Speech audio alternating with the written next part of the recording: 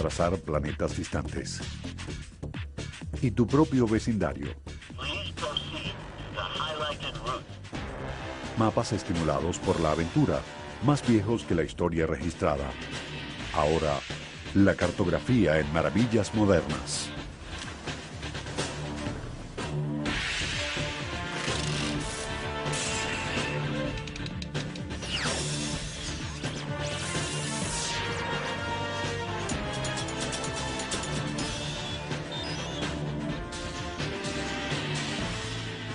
Maravillas Modernas. Cuando el hombre caminó en la luna ya había un mapa de ella. William Clark dibujó este mapa cuando trazó el pasaje noroccidental de Estados Unidos con Meriwether Lewis. Este es un mapa del planeta Venus. A través de la historia, los mapas han inspirado la aventura y han advertido sobre el peligro. Han sido creados como grandes obras de arte y para tramar matanzas espantosas. También nos han ayudado a llegar a donde nos dirigimos. Además de la geografía, el mapa revela la tecnología de la época en que se hizo. Tenemos mapas de épocas cuando no había herramientas ni técnicas cartográficas. En consecuencia, los mapas eran muy sencillos porque la gente no podía crear una imagen compleja. Hoy en día, con los avances informáticos y gráficos, creamos imágenes específicas de gran complejidad. La ciudad de Nueva York es el mejor lugar para demostrar los avances tecnológicos de la cartografía. Durante el siglo XX, Nueva York produjo una energía incomparable, esculpida por la maravilla de los rascacielos. El poder de Wall Street y el temor siempre latente por el crimen. La violencia empaña la grandeza de la ciudad. Sin embargo, a finales de los 90, la tasa de criminalidad descendió. El arma clave en la guerra contra el crimen en Nueva York no era realmente un arma, sino un mapa, un sistema de mapas interactivos computarizados llamado CompStat.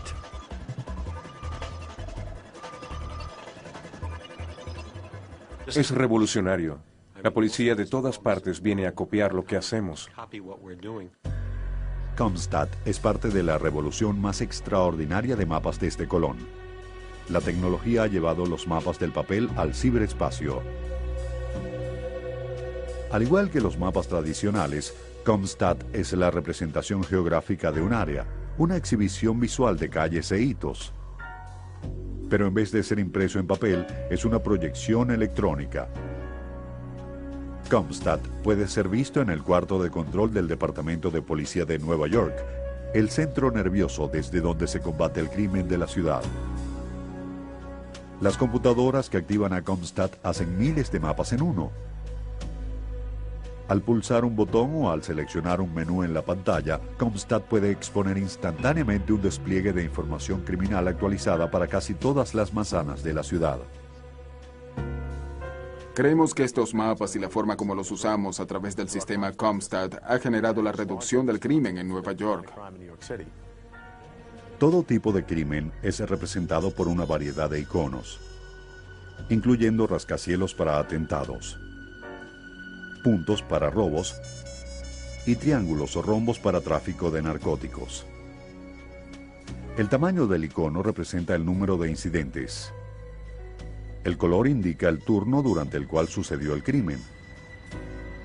2 veces por semana, los iconos son también el tema de las reuniones, en donde los inspectores de policía de la ciudad interrogan sobre el crimen a los 66 comandantes de la zona.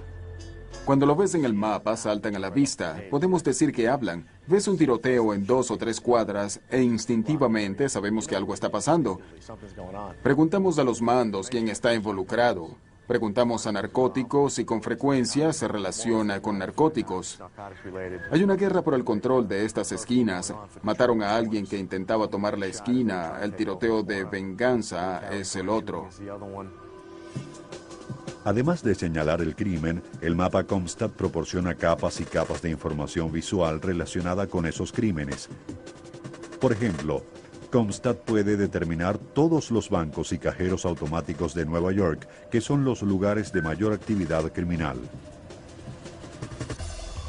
Con el clic del menú, Comstat visualiza otra figura importante, un enlace entre una racha de robos y posibles sospechosos.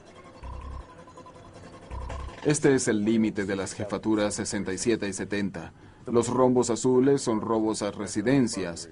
Los cuadros verdes son gente bajo libertad condicional que estuvieron en la prisión estatal por robo. La pregunta lógica, ¿es uno de ellos responsable por esto? Ocurren muchos robos en esta área con forma de L. ¿Está al tanto el jefe de la jefatura? ¿Coinciden estas huellas con las que había en la escena? ¿Entrevistamos a alguien tras salir de la prisión?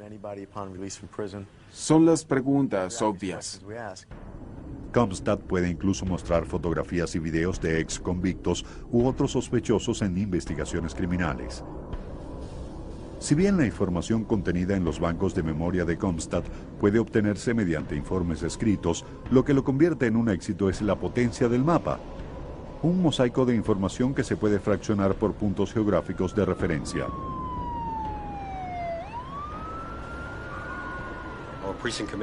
Nuestras jefaturas principales dirán que es el modo más eficaz de saber qué sucede en el área.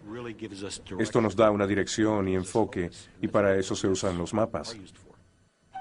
Los mapas han proporcionado dirección y atención durante miles, quizás cientos de miles de años. Incluso los mapas antiguos tienen algo en común con Comstat. Son un esfuerzo por comunicar. De hecho, los mapas son una de las primeras formas de comunicación. Nadie sabe quién hizo el primer mapa. ¿Quién intentó usar un dibujo de algún modo para representar la relación entre aquí y allá? Eso no lo sabemos. Lo que sí sabemos es que probablemente ocurrió mucho antes del comienzo de la escritura. Cuando analizamos los mapas antiguos, realmente miramos en las mentes de la época. ¿Cómo concebían ellos el mundo en el que vivían? Lo que sabían, lo que imaginaban y lo que no sabían.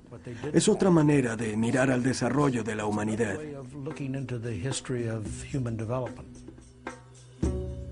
Se cree que los mapas surgieron a través del mundo prehistórico antes de que la gente pudiera saber de otras civilizaciones distintas de las suyas.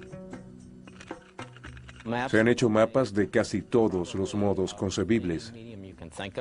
Hay petroglifos, pinturas en rocas que se piensa pueden ser mapas. Hay toda clase de historias documentadas de indígenas que hacen mapas en la arena, apilando tierra para formar colinas, para explicar cómo ir de un lugar a otro. Siglos antes de que los europeos exploraran el Pacífico, los isleños hacían mapas amarrando palos y conchas de mar. Los palos representaban los vientos preponderantes y los patrones de olas, mientras que las conchas representaban las islas. Las pisadas mostraban la ruta de una aldea a otra, en los mapas mexicanos precolombinos que se dibujaron sobre corteza seca de árbol. Se cree que los babilonios hicieron los primeros mapas mundiales en el siglo VI a.C., aunque la visión de los babilonios sobre el mundo se limitaba a la orilla del mar. Alguien tomó un trozo de madera o cualquier otra cosa para escribir y grabó en la arcilla los ríos Tigris y Éufrates e hizo un océano circular alrededor de eso. Y luego horneó la arcilla para conservarla. Eso fue un mapa. Hacia el siglo I a.C., el Imperio Romano se extendía por Europa hasta África. En una época cuando todos los caminos conducían a Roma, los romanos fueron los primeros en hacer mapas viales. Los romanos se interesaban en las carreteras porque tenían un imperio muy extenso, y lo que los unía a él eran estas maravillosas carreteras que construyeron. Una de las colecciones más extensas de mapas antiguos reside en la Biblioteca Newberry de Chicago. La colección incluye una reproducción del siglo V de un mapa romano del siglo I. Este mapa fue pintado originalmente sobre piel de animal y es un pergamino de 4,5 metros de largo.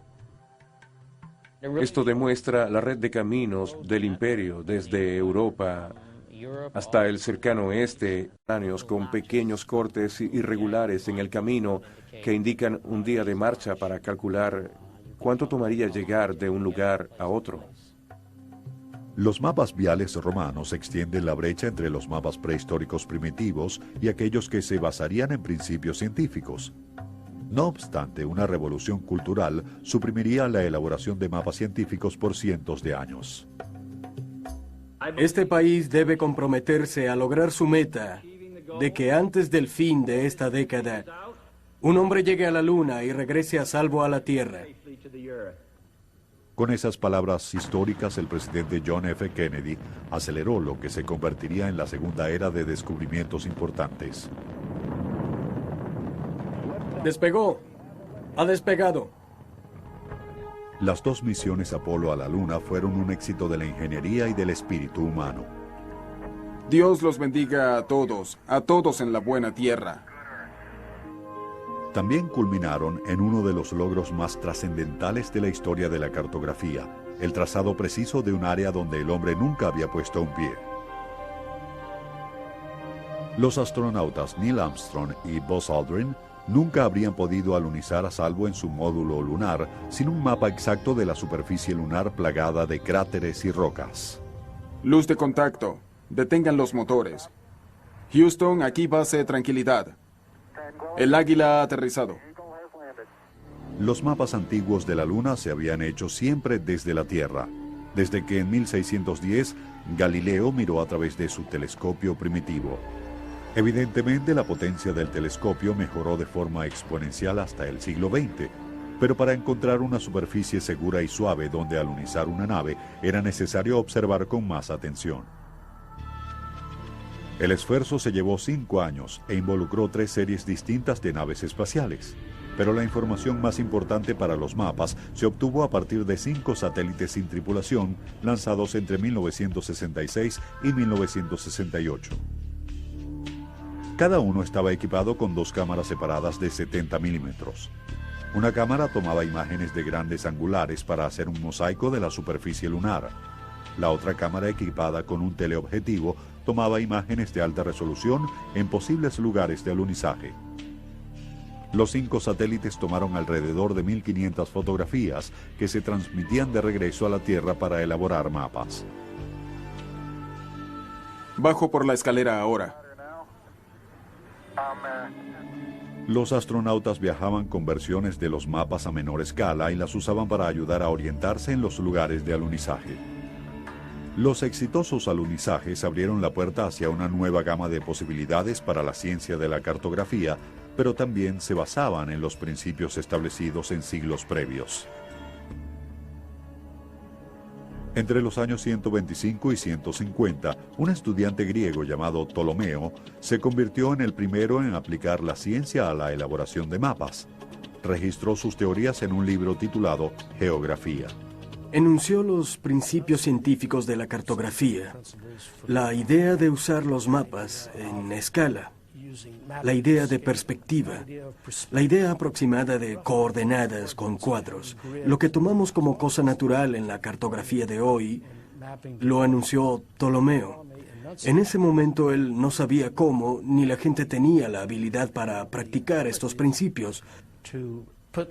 Pero estaban allí sobre el papel o el papiro para más tarde guiar al mundo. Tendría que ser mucho después. Todas las contribuciones de Ptolomeo a la cartografía se perderían durante siglos. Gran parte del conocimiento científico mundial, incluyendo el de Ptolomeo, estaba archivado en la Biblioteca de Alejandría en Egipto. En el año 391 los cristianos destruyeron el edificio y su contenido. A medida que el mundo entraba en la era del oscurantismo, la elaboración de mapas se le asignó a los monjes. De repente los mapas europeos representaban la teología y no la geografía. Los mapas más antiguos de este tipo fueron llamados los mapas TO. La T simbolizaba la cruz, con sus 3 continentes conocidos en cada estación: Europa, Asia y África. La O era el océano circular que los monjes creían limitaba con el mundo. Los mapas TO se volvieron más complejos y elaborados, pero conservaban su perspectiva bíblica. Esta es la réplica de un mapa del año 1240, que era tan grande que fue pintado en la pared de un monasterio en Estorf, Alemania. El original se destruyó durante la Segunda Guerra Mundial. Aquí está el Mediterráneo. Si lo consideran como un mapa, T y O más o menos todavía tiene la forma básica T y O, en la que la parte de arriba, el Mediterráneo, está aquí, y el tallo de la T y la barra de la T es el Nilo, y las Dardanelas y el Mar Negro. En la parte superior del mapa se encuentra la cabeza de Cristo, sus pies en la parte inferior y sus manos a los lados. Está sosteniendo literalmente al mundo en sus brazos. La ciudad sagrada de Jerusalén está centrada en el área referida al Umbilicus Mundi, el ombligo de la tierra. Además de las tierras conocidas, el mapa ilustra también la localización bíblica del Jardín del Edén. Este mapa TO del siglo XV, donde los continentes se llaman Cam, Sem, Jafet por los hijos de Noé, era uno de los últimos de su tipo. Pero hay una razón por la cual también es significativo. Fue el primer mapa conocido elaborado en una imprenta mecánica. Una invención que liberaría la cartografía. De pronto los mapas comenzarían a producirse en serie en lugar de ser copiados a mano. Al mismo tiempo, el mundo había redescubierto a Ptolomeo. Previo a la destrucción de la biblioteca en Alejandría, los musulmanes árabes habían desaparecido las reproducciones de la geografía de Ptolomeo. A finales del siglo XIII fueron reveladas en Constantinopla, actualmente Estambul, Turquía. Gracias a la imprenta, la geografía se distribuía 12 siglos después de que fuera escrita.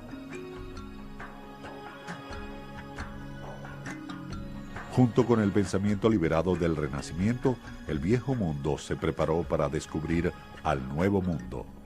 Antes de esta vista renacentista, el océano era considerado el cuerpo circular que confinaba el mundo.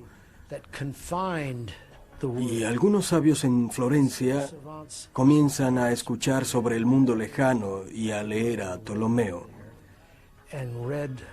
Y empezaron a concebir el océano como un medio de comunicaciones y no como un factor limitante.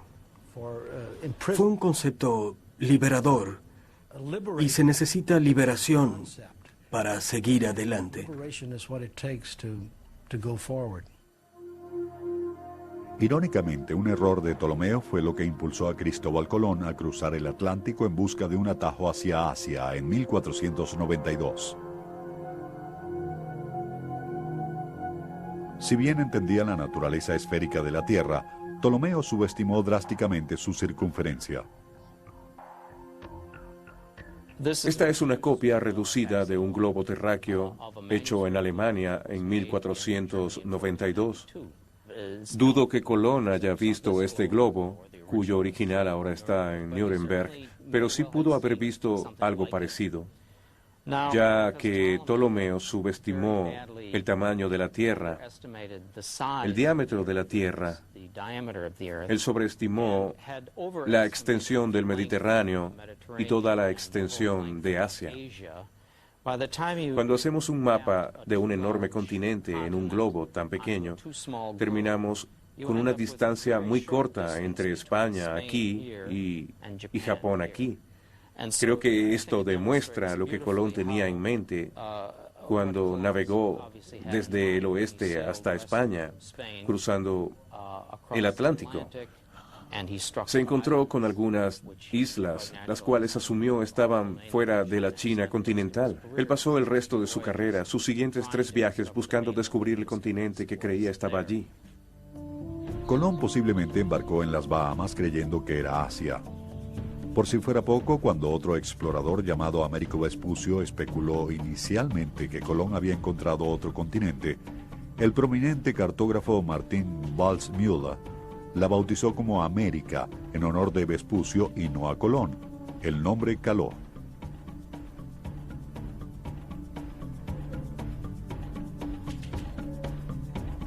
Sin embargo, los viajes de Colón y sus contemporáneos llevarían a una nueva era de mapas de precisión y a una mentira blanca que influiría en la cartografía durante los 500 viajes de Colón y sus contemporáneos llevarían a una nueva era de mapas de precisión y a una mentira blanca que influiría en la cartografía durante los 500 años siguientes.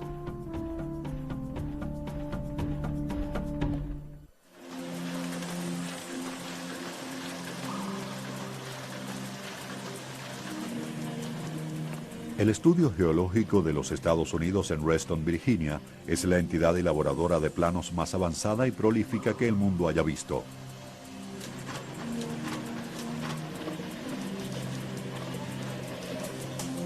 La agencia dirige su propia planta de impresión de donde salen cientos de miles de mapas semanalmente.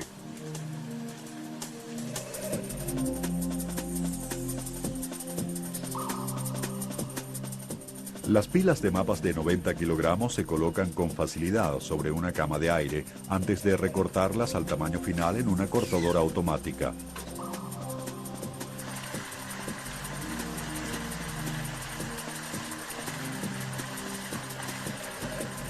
Otra máquina hace lo que nosotros siempre hacemos mal.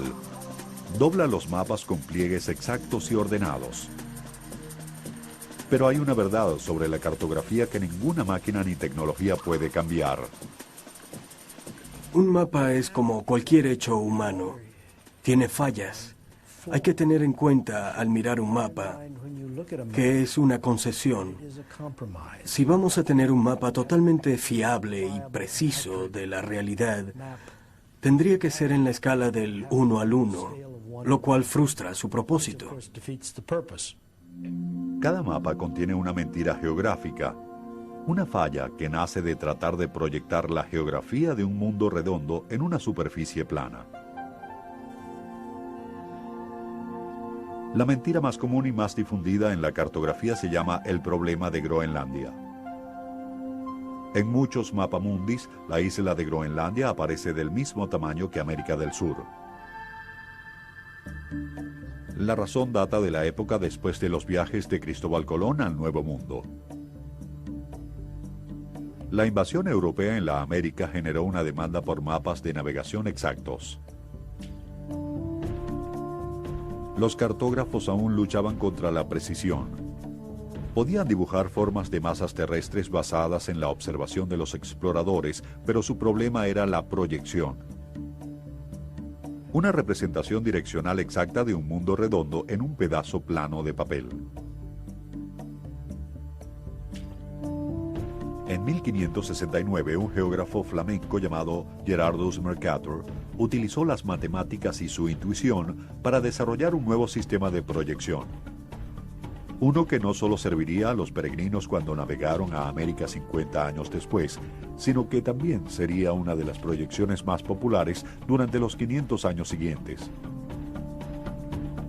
Esta es una de las primeras ediciones impresas del Mercator sobre su nueva proyección.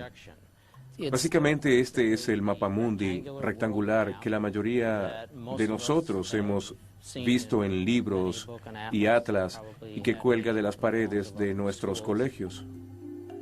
La proyección de Mercator le permitió a los navegantes dibujar líneas rectas entre dos puntos y usar la brújula para manejarse entre esos puntos. El problema es que para enderezar las curvas de los polos, las masas terrestres superiores e inferiores quedan exageradas. El resultado es el problema de Groenlandia. Sin embargo, los beneficios de navegación son mayores que la distorsión. Los navegantes de hoy en día utilizan aún la proyección de Mercator. Cerca de 100 años después de que Mercator creó su proyección, un cartógrafo italiano llamado Jean-Dominique Cassini fue contratado por el rey de Francia para trazar el mapa de la nación. Debía ser realizado con un nivel de precisión científica nunca antes alcanzado. Para lograrlo, Cassini ideó un sistema basado en la geometría. Si se conoce la longitud de un lado y dos ángulos de un triángulo, se puede calcular la medida de los otros dos lados. Por lo tanto, al tomar medidas triangulares, no tendría que viajar a todos los puntos que trazaba. Aunque su idea era muy innovadora, el trazado de Francia todavía era una tarea extremadamente compleja y que demoraría mucho. Se llevó 100 años. Cassini fue relevado por su hijo y su nieto hasta que finalmente su bisnieto terminó y publicó el juego de mapas en 1745.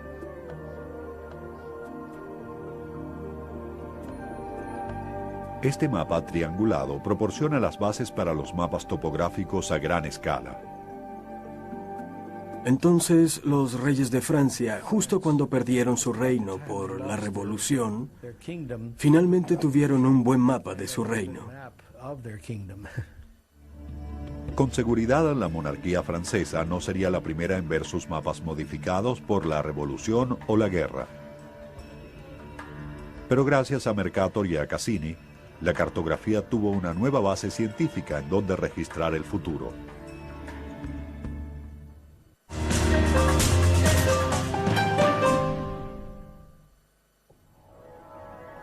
Rand McNally, la fábrica de mapas más antigua del mundo, produce aún mapas plegables convencionales y de carreteras en su sede en Skokie, Illinois. Pero ahora se pueden planear en CD-ROM viajes largos hasta el más mínimo detalle. Estos productos permiten planificar un viaje basándose en una variedad de factores, incluyendo lugares de interés, calles en construcción e incluso patrones de congestión de tráfico. William Rand y Andrew McNally quizás nunca soñaron con tales posibilidades cuando iniciaron su pequeña imprenta en 1856. Dado que Chicago era una ciudad importante para la industria ferroviaria, ellos comenzaron a imprimir boletos de tren 5 años antes de la Guerra Civil. En 1872 se expandieron y comenzaron a imprimir programas de bolsillo para las líneas de trenes.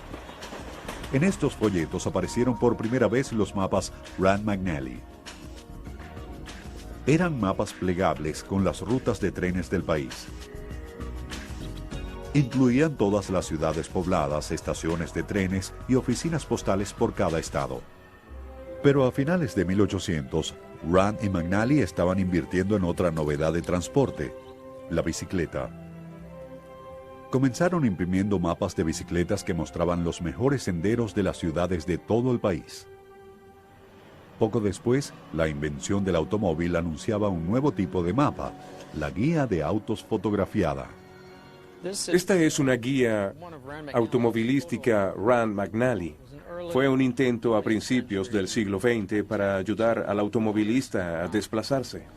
Las guías usaban una serie de fotografías para mostrar las rutas entre ciudades específicas, capturaban hitos en intersecciones clave y usaban flechas para indicar el sentido correcto.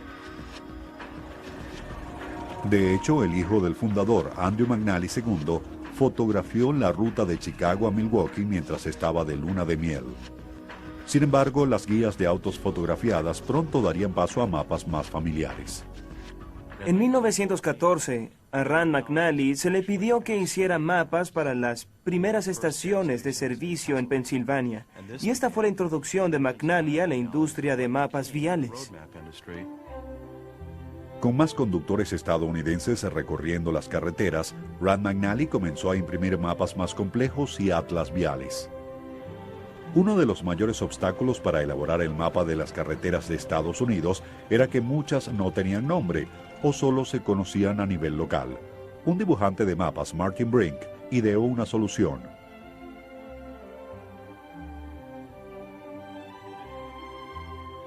La idea era asignar un número de referencia a cada autopista. El mapa contenía una clave que hacía concordar ese número con el nombre de la autopista y un símbolo único diseñado por Rand McNally. Los mismos empleados de la compañía pintaban los símbolos en los postes de las aceras de todo el país. 20 años después de los primeros mapas viales, la compañía Rand McNally se vio obligada a trazar otro tipo de mapa.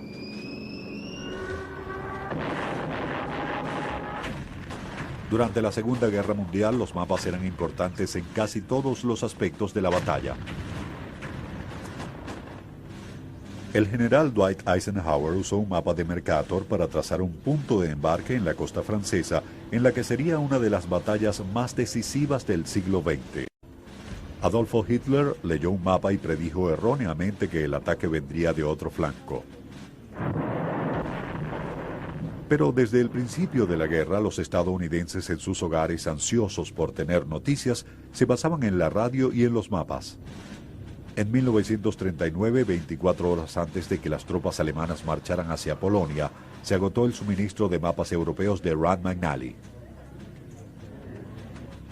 Las prensas de la compañía trabajaban día y noche para producir mapas de la Segunda Guerra Mundial. Una vez que las naciones independientes fueron ocupadas, los cartógrafos reflejaban los cambios en los mapas. La producción de mapas y globos terráqueos continuaría 24 horas al día durante toda la guerra.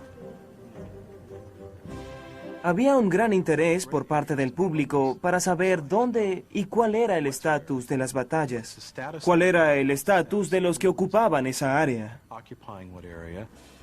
Los mapas de Rand McNally sobre la Segunda Guerra Mundial incluían secciones especiales además de los principales escenarios de batalla. Representaban el armamento militar como los barcos de batalla, los tipos de uniforme que usaban los distintos ejércitos y otros aspectos. Los mapas ayudaban a las familias que estaban en casa a sentirse más cerca de sus seres queridos en el extranjero. Parte de la misma tecnología que ayudó a los aliados a ganar la guerra modificaría para siempre la elaboración de mapas. La fotografía aérea se utilizaba desde la Guerra Civil, cuando se tomaban fotografías desde los globos de aire caliente para reconocimiento. El mismo Wilbur Wright tomó la primera fotografía aérea desde un aeroplano en 1909. Aunque no fue sino hasta la Segunda Guerra Mundial que las cámaras y los aviones eran lo bastante sofisticados para hacer mapas a partir de imágenes. Esa fue otra revolución importante. Ya no se tenía que salir a medir todo sobre el terreno. Se podía comenzar a medir cosas con fotografías aéreas. La invención británica del radar fue uno de los avances tecnológicos más importantes para emerger de la guerra. Sin poder detectar las poderosas fuerzas aéreas y navales de Hitler a gran distancia, el resultado de la guerra hubiera sido muy distinto. En el período de posguerra, el radar era una tecnología emergente y pronto la aviación, los militares, la cartografía comienzan a darse cuenta de que había algo que permitía hacer algo nunca antes hecho, es decir, dibujar lo nunca antes visto.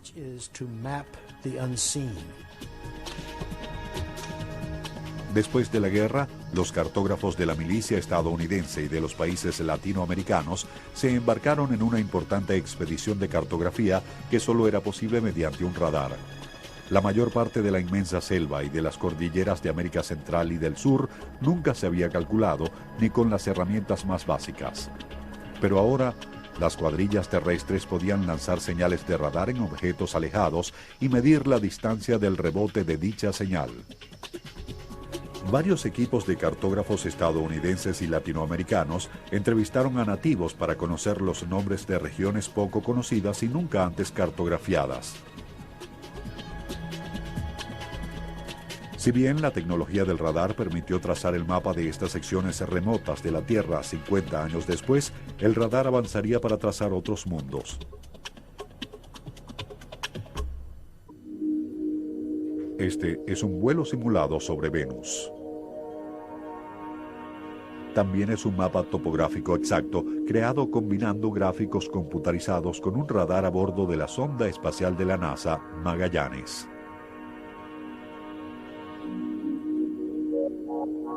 Venus es el vecino más cercano a la Tierra y su tamaño y distancia hasta el Sol son similares, pero está cargado de nubes densas. La superficie del planeta solo puede atravesarse con un radar. La sonda Magallanes comenzó su órbita alrededor de Venus en mayo de 1990. En miles de ráfagas de radar que duran menos de un segundo, Magallanes obtuvo información suficiente para hacer imágenes detalladas de la superficie de Venus. Transfirió los datos a las antenas de red espacial de la NASA, las cuales los transmitieron luego al laboratorio de propulsión en Pasadena, California. Allí las imágenes de 1,5 metros de largo se combinaron con gráficos computarizados para recrear el vuelo. Magallanes ha revelado la presencia de volcanes enormes, aproximadamente 30 veces más de los que encontramos en la Tierra, y luego allí está Ardimos, unos canales de lava de 6.400 kilómetros de largo. Los científicos pueden usar estos datos para aprender más sobre la formación de Venus. Y en el proceso de conocer a nuestro vecino, es posible que aprendan más acerca de la formación de la Tierra. Pero de regreso en la Tierra, los mapas se utilizan en asuntos más urgentes. Cuando ocurre un desastre, la primera respuesta es ayudar a las víctimas. Una respuesta secundaria es encontrar la forma de mitigar daños futuros. Los mapas son necesarios para hacer eso, porque lo que necesita hacerse primero requiere tener una base de dónde está la población, dónde está la infraestructura, las carreteras y las redes de telecomunicaciones. También deben conocerse los sitios más vulnerables. Acto seguido se identifican las coincidencias o donde la gente está en peligro. Aquí es donde se trazan los mapas de los desastres. El Centro de Información para la Integración de Desastres Naturales, o CINDI. Está ubicado en Reston, Virginia, en la sede del estudio geológico. El CINDI estaba en alerta cuando en 1993 las lluvias inundaron 31 estados de Estados Unidos y 3 provincias canadienses a lo largo de las llanuras del Mississippi. Los daños alcanzaban los miles de millones de dólares. 5 condados fueron declarados zona de desastre. Los mapas eran indispensables no solo para las cuadrillas de rescate, sino para la planificación futura. La Comisión de Fotografía Aérea del Estudio Geológico voló para comenzar a determinar los daños. La fotografía aérea ha sido usada para identificar lugares donde los puentes se han caído, lugares donde las comunidades están incomunicadas, lugares donde los ríos han cambiado su curso y para hacer evaluaciones de daños como este. Además, se obtuvieron imágenes satelitales para una visión más amplia de los daños. Al combinarlas con las fotografías aéreas y otros datos en el laboratorio del CINDI, los cartógrafos crearon mapas digitalizados que cuentan una historia. Representan la inundación del Mississippi, anterior a las tormentas del 93, y muestran la elevación dramática de las llanuras y la erosión severa que causó la retirada del agua.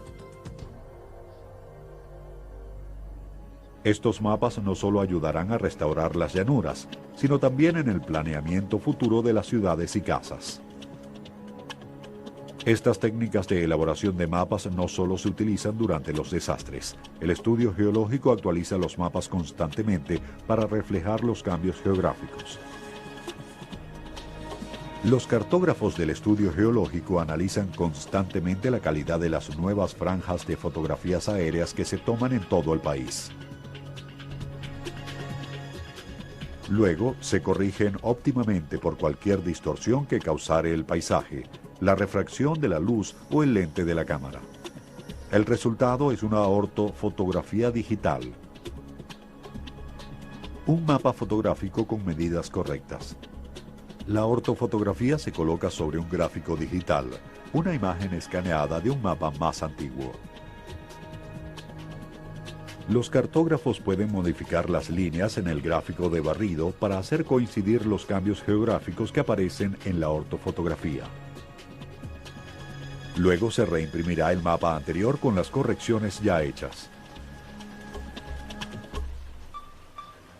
Ahora, tecnologías más recientes están cambiando todo el concepto de lo que debe ser un mapa. Los mapas plegables que se han guardado durante décadas en las guanteras están dando paso a sistemas de guías satelitales.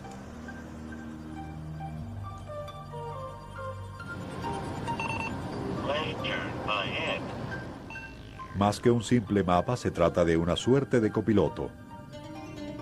Cuando se le introduce la dirección deseada, el sistema muestra un mapa vial.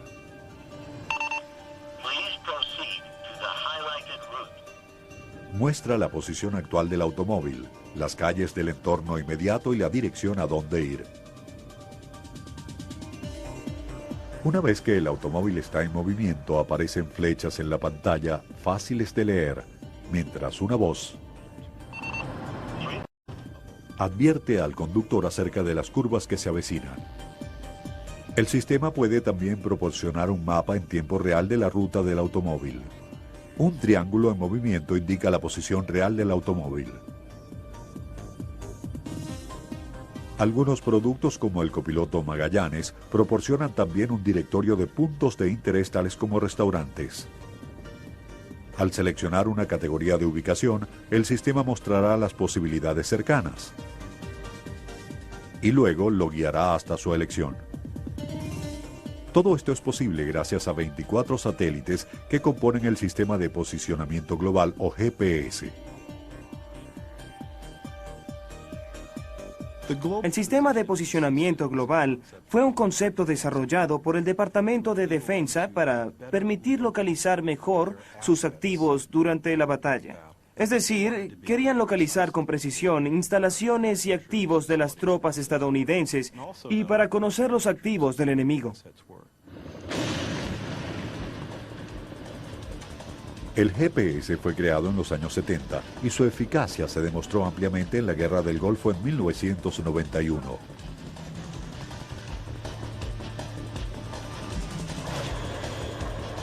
Los pilotos de combate usaron el GPS para localizar los blancos y para guiar sus misiles en la oscuridad. Los comandantes al otro lado del mundo podían definir con exactitud la ubicación exacta de soldados, tanques y otros vehículos militares en un rango de 4,5 metros. Los satélites que usa el GPS son una variación tecnológica de la triangulación, el método que se usó 3 siglos antes para trazar el mapa de Francia. Los 24 satélites que conforman el GPS giran alrededor de la Tierra constantemente. Cada uno emite una señal a una zona específica del planeta. Los relojes atómicos miden con exactitud el tiempo que tarda la señal en viajar a la Tierra y regresar al satélite. Cuando un receptor terrestre como el que se instala en un automóvil detecta por lo menos 3 de estas señales, puede analizar su frecuencia y determinar la ubicación exacta basado en latitud, longitud y altitud. Las computadoras en los receptores GPS pueden proporcionar las direcciones digitales de un punto a otro debido a que están programadas con los puntos correspondientes a manzanas específicas en la Tierra. Otras aplicaciones de los mapas del GPS pueden salvar vidas. Los equipos de emergencia usan el GPS para calcular de inmediato la ruta más rápida hacia un lugar de desastre. Entre tanto, el GPS proporciona a los operadores la ubicación exacta de todos sus vehículos en tiempo real.